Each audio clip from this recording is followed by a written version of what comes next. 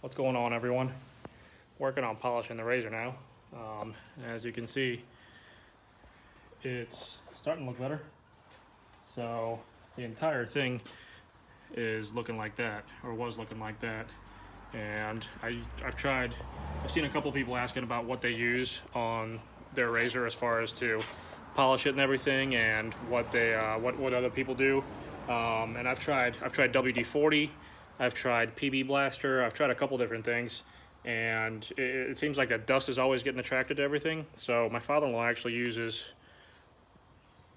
furniture polish, and I'll show you here in 2 seconds what it does.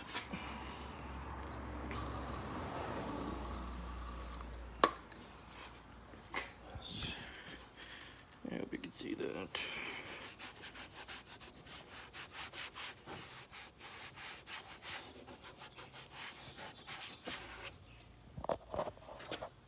So it does a really good job. I mean, once it dries out, there's still a little haze left on there, especially on the textured plastic, the non-painted stuff.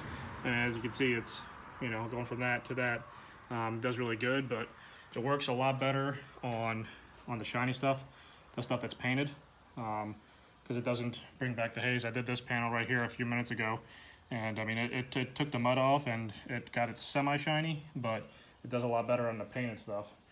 And as you can tell, I mean, it looks a lot better than what it did. Obviously, power washing it and everything doesn't always do it, but this, you know, now again, it's going to take a long time to do, but the furniture polish actually does a decent job on the textured plastic panels.